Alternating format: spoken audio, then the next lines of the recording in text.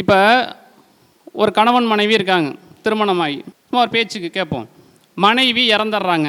ஒரு கணவனுக்கு வந்து ஒரு 45 வயசு 50 வயசு இருக்கும்போது அவங்க மனைவி இறந்துடுறாங்க. இப்போ அந்த ஆம்பளை இருக்கார்ல, அவர் அடுத்த திருமணம் பண்ணிக்குவாரா பண்ணிக்க மாட்டாரா? பண்ணிப்பார்.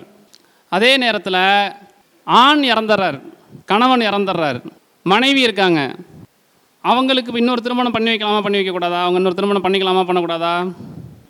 பண்ணிக்கலாம், ஆனால் பண்ண விட மாட்டாங்க.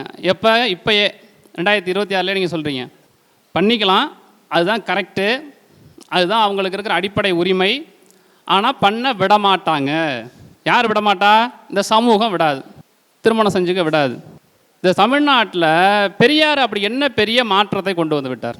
அதுவும் பெண்கள் விஷயத்தில் அப்படி என்ன அவர் செஞ்சிட்டார்? என்ன பெரியாரால் பெரிய நன்மை கிடச்சிடுச்சு தமிழ்நாட்டில் உள்ள பெண்களுக்கெல்லாம்?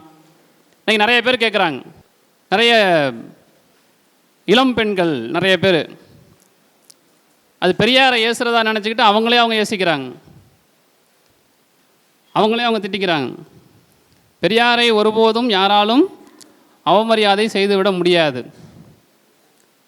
ஏன்னா அவர் திறந்த புத்தகமாக இருந்தவர். அதனால் அவர் அசிங்கப்படுத்தணும்னு நினச்சாங்கன்னா அவங்க தான், யார் அசிங்கப்படுத்தணும்னு நினைக்கிறாங்களோ அவங்க தான் அசிங்கப்பட்டு போவாங்க. பெரியாரால் இந்த தமிழ்நாட்டில் என்ன நன்மை நடந்திருக்கு பெண்களுக்கு? மற்றதெல்லாம் விட்டுருவோம், என் தலைப்புக்குள்ளே நான் இன்றைக்கி இன்னும் பேசுகிறேன். பெண்களுக்கு அப்படி என்ன நன்மை நடந்திருக்கு? ஒரு சின்ன உதாரணம் சொல்கிறேன் பாருங்கள். கணவன் இறந்தால் மனைவி மறுமணம் செய்து கொள்ளக்கூடாது. மனைவி இறந்தால் கணவன் எந்த வயதில் உள்ளவனாக இருந்தாலும் அவன் மறுமணம் செய்து கொள்ளலாம். இதுதான் நீண்ட காலமாக இந்த நாட்டில் நடைமுறையில் இருந்தது. சார் நீங்கள் பொய் சொல்லாதீங்க, அது மாதிரிலாம் கிடையாது. பாரத நாடு பார்போற்றும் நாடு. பாரத பண்பாடு என்பது உலகமே கொண்டாடக்கூடிய பாராட்டக்கூடிய ஒரு பண்பாடு. இந்த நாட்டில் போய் அது மாதிரிலாம் நடந்திருக்காது அப்படின்னு நீங்கள் யாராவது சொல்லணும்னு நினச்சிங்கன்னா, என் கையில் இருக்கிற புத்தகம் மனு தர்ம சாஸ்திரம். இந்த புத்தகத்து பேர் என்ன? மனு தர்ம சாஸ்திரம். இந்த மனு தர்ம சாஸ்திரம் அப்படிங்கிறது கிறிஸ்து பிறப்பதற்கு 2 நூற்றாண்டுக்கு முன்பு எழுதப்பட்டதாக சொல்லப்படுகிறது. கிமு 200 கிபி 200க்குள்ளே எழுதப்பட்டதாக சொல்லப்படுது.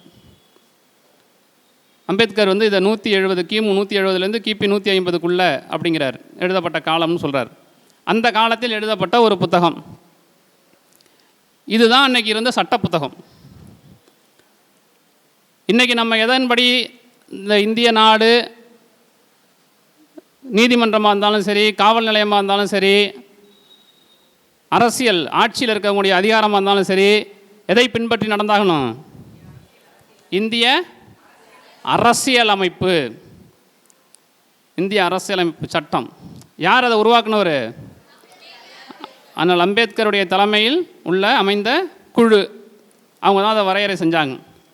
அதன்படி தான் இன்றைக்கி நடந்தாகணும். யாராக இருந்தாலும், அம்பேத்கரை பிடிச்சவனாக இருந்தாலும் அதுதான், அம்பேத்கரை பிடிக்காதுன்னு சொன்னாலும் அதுதான், வேறு வழியே கிடையாது, அதை தான் பின்பற்றி ஆகணும்.